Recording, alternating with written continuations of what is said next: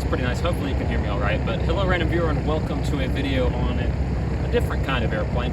This is the Mooney M20 Foxtrot or F model, and they're a bit different from most things that I've flown. I'm just doing a quick video. This is probably my last time that I get to fly it, so I'll just show you around since it'll be a solo flight. Let you see some of the things that make it a bit different from others, and also some of the things that make it so great.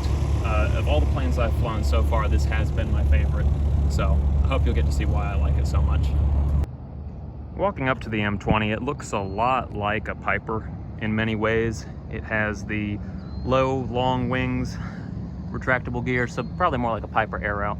It actually has the same engine as a Piper Aero, the 200 horsepower Lycoming 360. This one is fuel injected, like most of the constant speed props that are on Piper Aeros. Now, one of the big things that is very different is this tail.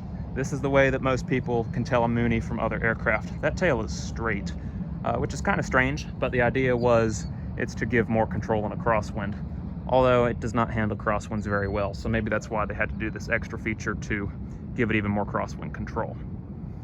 If you talk to Mooney people, there are two kinds. There are the short body and the long body. This is a long body Mooney, or long tail, so that means that the tail is a few inches longer, giving the vertical stabilizer a little bit more lever arm, meaning you have slightly more control with the left and right on the rudder. Other interesting things about it, we have these very long but somewhat narrow flaps. I guess I'm just gonna have noise interruptions all the time. That's what I get for being at an airport. But these flaps, they don't deploy very far, so they don't make a whole lot of drag. They only go out to 33 degrees, which I guess is typical of newer airplanes. But this is a 66, if I remember correctly, a 1966. So a little ahead of its time there and not deploying the flaps past about 33 degrees. These ailerons are massive in their width. It's a very large portion of the wing that's actually moving up and down. And that said, they're not very long, so kind of the opposite of the flaps. These are wide but not long. And they're way out on this wingtip. It has a very long wing, and that makes a huge difference in landing. It is very important to control airspeed perfectly when landing a Mooney, and we'll talk about that when I do the landing. We are 10 knots above stall speed. It stalls at 55 knots in the landing configuration. We're going to be landing at 65, which is very slow for most airplanes. Most of the time we want to be 1.3 times our stall speed. But not so with the Mooney. It'll float all the way down the runway with these ridiculously long wings, which are highly efficient, but that does make landing a little difficult if you don't know how to control your airspeed very precisely. But yes, these ailerons don't move a whole lot, but they give a lot of authority, so they're pretty nice. And that brings me to another interesting aspect of this plane. It uses push rods rather than cables. So this aileron is actuated with this push rod that connects to the controls. And that's actually true of all the controls. If we go back here to the rudder and elevator, you'll see this rudder has a push rod and nothing on that side. The elevator is controlled with these push rods in here. See that? And those run directly to the controls. Another really cool thing about this older Foxtrot model is that it has the manual landing gear. Some people call it a Johnson bar after what's in a steam locomotive. And the way it works is you have the wheel here, and there's not really a locking mechanism or anything up in here. It's just this long rod that moves to a big lever in the cockpit, and that's how we actuate the landing gear. You can see there's not really any kind of lock or sensor or anything. It just, when that lever is down, the gear is down and locked by pushing on this rod up in here, and then it retracts the wheel. Same thing on the nose gear. It's all hooked up to the same rod. Another thing that might be different for someone who's transitioning from something like a Piper Aero, a little more traditional, the Mooney does have these cowl flaps. Because of the large range and speeds, when we're going fast, we're probably going to want to close up these cowl flaps. And what that does is it limits the amount of air coming in through this intake, and it keeps the engine a little bit warmer. There goes another one making noise. But we want to keep the engine warm. We don't want to cool it too quickly, so we can close up those cowl flaps when we're doing a descent at low power. Takeoff, of course, and starting up the plane, we definitely want these things open so we don't overheat the engine. But it gives us a little bit more control over our engine temperature. We can open them to cool it, we can close them to warm it. Another oddity of this Mooney is the way that pitch trim is controlled. instead of a little tab on the elevator controlling where that elevator zeroes out, the entire tail moves, including the vertical stabilizer. There's a little hinge or pivot point right in here, and you can almost see it if you look back in there, but not quite. But you can definitely see where the painters did not remove this fairing and paint. But this gap isn't here if the pitch trim is set differently. So you can see where this whole tail is pivoting, and that's why there's not much of a connection here. This slides on here as the whole tail moves to change the pitch trim. As we step into the Mooney, it has the same problem of many low wings where it's just one door. It's not too bad, and it does have a baggage door, which helps. Although it's a little bit high, which makes getting suitcases in and out a little bit weird. There is this step that retracts once the beacon turns on. At least that's how this is modded. In the past, the vacuum pump did that. And you cannot step on the flap like you can on Pipers, so have to step over the flap as you get up and on it. Opening the door. Most people say the Mooney is very cramped. This one's a work in progress, so the interior is being renovated. We're taking it for its annual today. And one of the first things you'll see is this big gear lever. So very important on the pre-flight, make sure that track or the spot where the gear lever is going to go is free of any objects. You don't want anything to get stuck in that gear lever to prevent it from extending or retracting. And you can see the lock up in there that locks it in. So it's a really interesting procedure retracting that. You probably won't get to see it because I'll have the camera at about this angle, so you won't be able to see down there during takeoff. The flaps are kind of strange. They're hydraulic, but they're manual hydraulic. So to extend the flaps, you grab right here, put this lever down, and then 2 pumps will do 15 degrees of flaps. So there's 1 pump, and I'll do the other pump looking outside so you can see those flaps extend. There's the flaps going down the other pump. So that's 15 degrees of flaps set for takeoff, and I'll leave it there now that I'm in the plane. Good. If that lever's not all the way down, they will slowly retract. Has a little window, which is nice for airflow. And he has a really nice Dynon Skyview setup, which is really great for having all the instruments and all the information in one place. So we'll get this started up. So we'll grab my checklist here. I do make my own checklist for the planes that I fly typically. So flaps are set to 15, just did that. Fire extinguishers back here. And of course I did the pre-flight things earlier. Passenger briefing, I'm not going to do that since I'm the only one in here, but I could exit out to the right. There's just the one door. I know how to use my seat belt.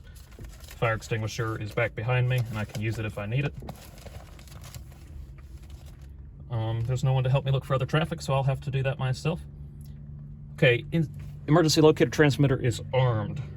Pitot-static drains, there are none in this plane. Circuit breakers and fuses are all good, except for the one that's I purposely popped and marked in on because that dimmer's not installed right now, or it's not hooked up.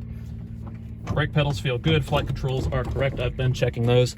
Something else you notice about the Mooney, the yoke doesn't move all the way. So this is that's full deflection right there. And that's just how the ailerons are. Trim is set for takeoff. Baggage door is closed. Caps are on. Wave goodbye to that guy. My seat is locked. And you can see I'm really sitting back up in here. Well, maybe not on the video. Local area is safe, except for that guy. Power boost is off. That's a ram air intake. Flaps are set to 15. Fuel selector is on the left-hand tank. That's what I want. Autopilot not installed. Brakes set. Beacon coming on. Navigation lights coming on. Fuel pump on. Mixture full rich. And then I'll get my checklist secured in here.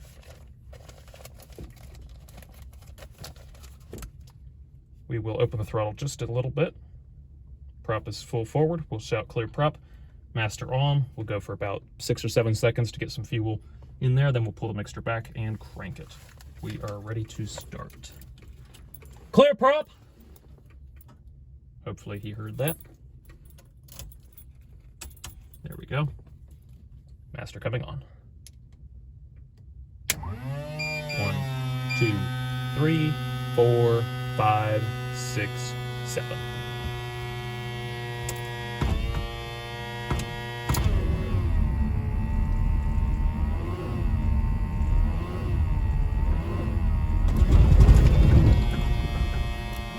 Dang, so close.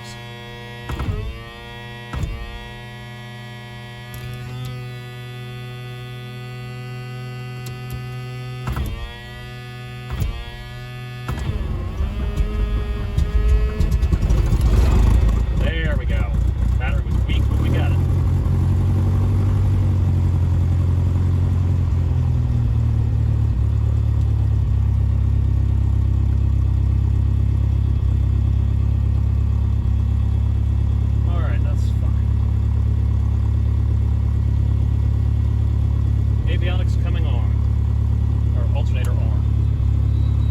Now we're charging. Avionics coming on. Oil pressure and temperature. Well, temperature's taking a while, but fuel pressure looks good. Oil pressure looks good. Fuel pump coming off. Fuel pressure drops but remains green. Voltage is looking good. Message, that's fine.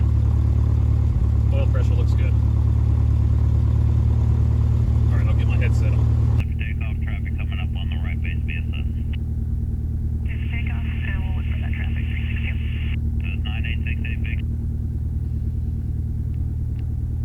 Alright, hopefully you can hear me through the system. We'll just do a brief double check. Testing, testing, testing. Yeah, looks like it's doing something. This plane is very, very loud if you can't notice from the video. It is quite a bit. Alright, so now that we're running, let's make sure our RPM's not too high. About 1100 is good for warm-up, initial warm-up. I pulled the mixture back, don't want to burn too much fuel there.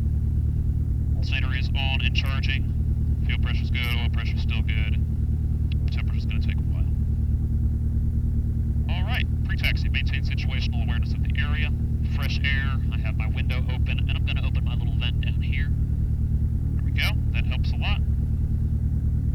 Avionics are on. GPS checks. Okay. Right. This will give me a database. It is expired. That's alright. We won't go IFR then. Okay, we have weather there. I'm going to ignore that. I don't want Bluetooth connected right now. And I'll get Pickens weather in here, because we're going to be flying from the Greenville Downtown Airport to the Pickens County Airport. Let's get our weather here at Greenville. 253 Zulu, wind calm, skies clear below 12,000, temperature I had my pen ready. 17.14, altimeter 29997. Expect a visual approach on 29997. VFR departures. Let's get that set. Direction of flight. I can do that here with this thing. Flight following, advise of destination, altitude en route. Advise on initial contact, Jet Whiskey.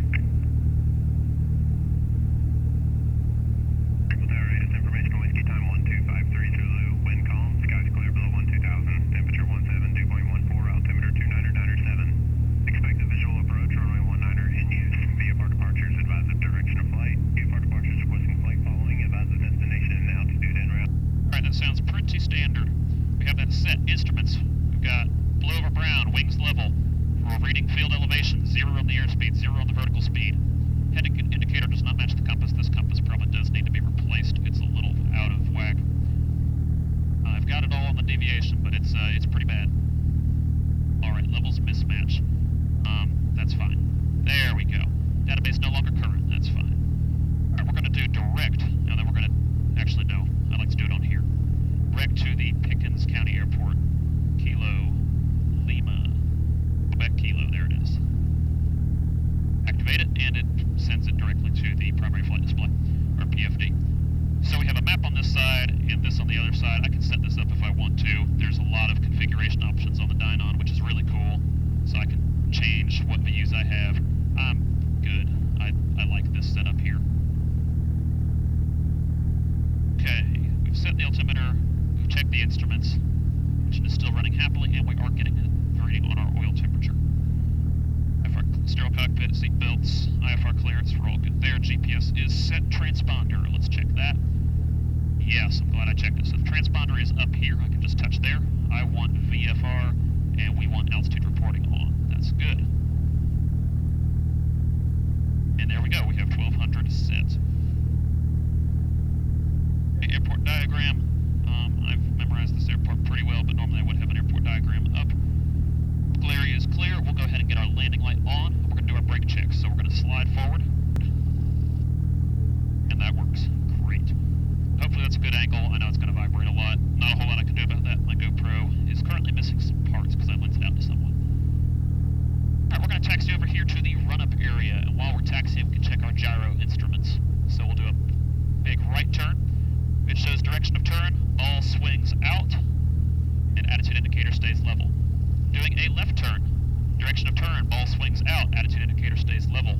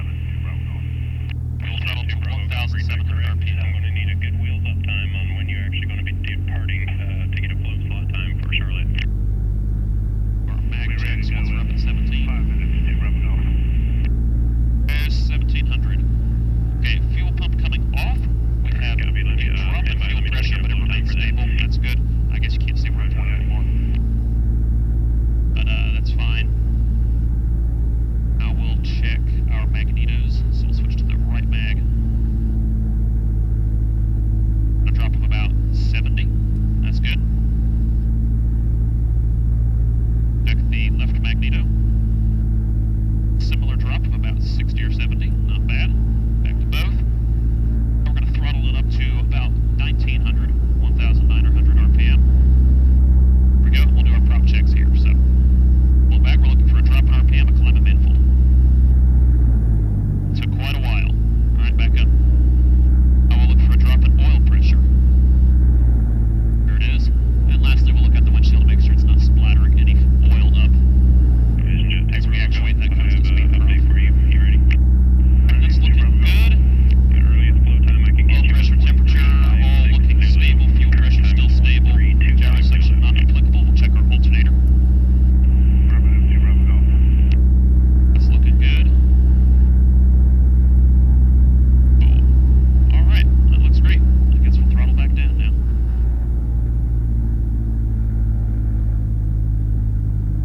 Yeah, that battery got pretty low. This plane was sitting for a little too long, I think. So the battery got quite low. Actually, plane idles. 462 Bravo Golf. We're going to go ahead and shut down for a few minutes and start back up. Plenty of time. 2 Bravo Golf. Doesn't need idle. Roger, thanks. All right, I'm gonna get my taxi clearance now.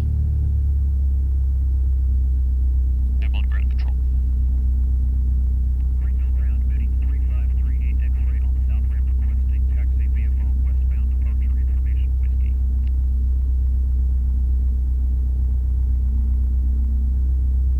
Mooney 3538 X-ray, Greenville ground. Good morning. Runway 19er, taxi via Alpha, or correction, taxi via Golf, cross 1028, left on Alpha. Taxi runway 19er via Golf, cross 1028 on Golf, making left on Alpha to runway 19er 3538 X-ray. Would you like to go behind the citation? Hey, affirmative. Just once you cross 1028, you can hold there on Golf and just give way. Give way to the citation on Golf 3538 X-ray.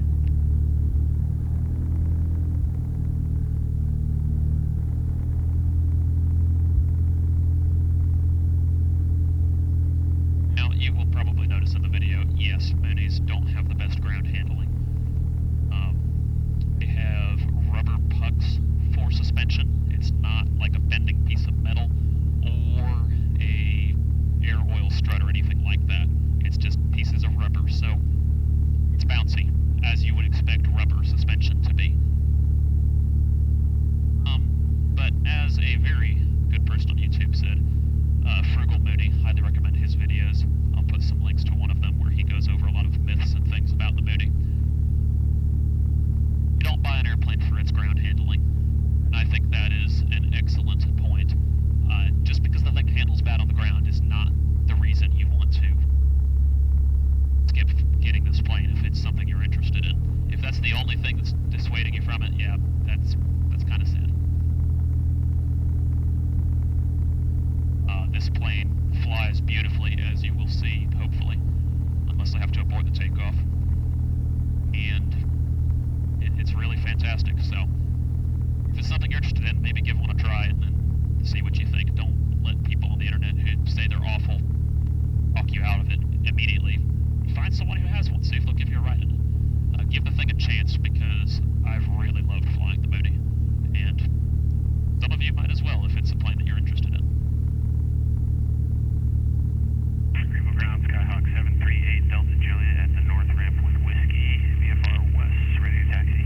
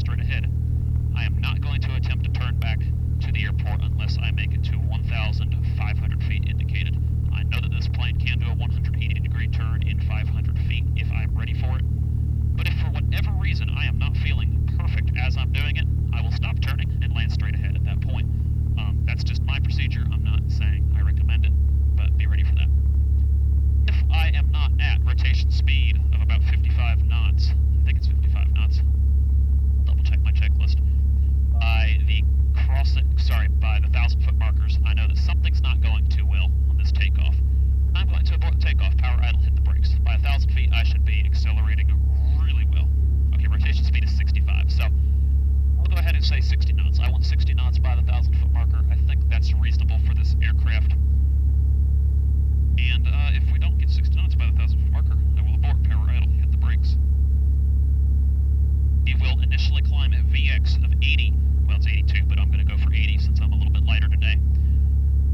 And I will then retract the gear once there's insufficient runway remaining for a landing, and then I'll accelerate to 100 knots for VY. VY is 98, but 100 is easier to remember, and it doesn't hurt to have a slight safety margin on that. Alright. That is my plan. We'll see how it goes. Always be prepared, so at least you won't be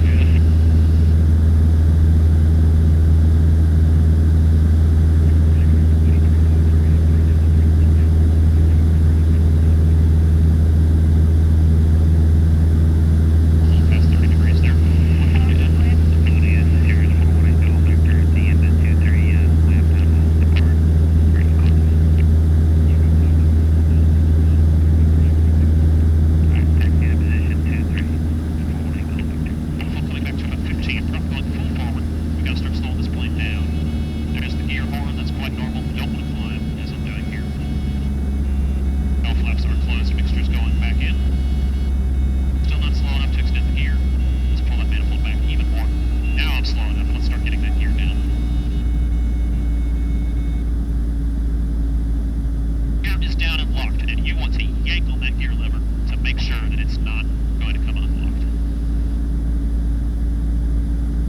There's my gear line. It's looking a little weird. We're going to go ahead and turn base. I'm going to hold off on the flap deployment. I'm a little farther out than I was planning on being to give that Cirrus some room.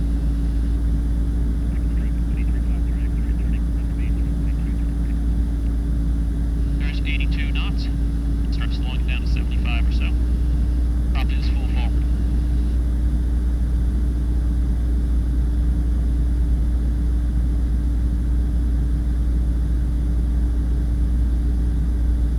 I am now established on the base leg. Extra full reach, prop full forward. Throttle is set. Flaps coming to 15. 1, 2 pumps of the flaps. The one thing that's different about the Mooney, the flaps nose it down. Most planes flaps nose you up. Not this one. Something to be prepared for. Looking on final, left and right. Don't see anyone. This jet looks good. 500 feet as I turn final. That's exactly what I like to look forward on about this far out. I probably delayed that turn a little too much, so we'll go a bit steeper, not going past 30. Yeah, I overshot. I need to bear just a little more on that one. Wasn't a huge overshoot, but still not what I will look for. Flaps coming all the way out to 33 degrees. Here we go, that's full flaps. We're going to slow our speed down to 65. Gear is down and locked. I'm trying to yank on that lever. It is not coming down. Back up, which is good. I don't want it coming back up. I'm high, so I'm going to reduce the power to idle. Hold 65 knots. Use the trim to help me out some.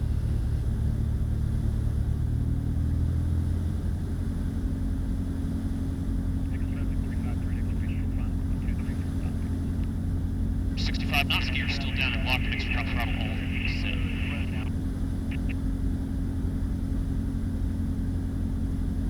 Okay. Pulling power to idle, keeping it at 65 knots, looking down at the end of the runway. And I'll just hold it off here. Floating a little bit, but it's not bad. So our touchdown. Flaps coming up. Got on all three. I need to pull the nose back some more.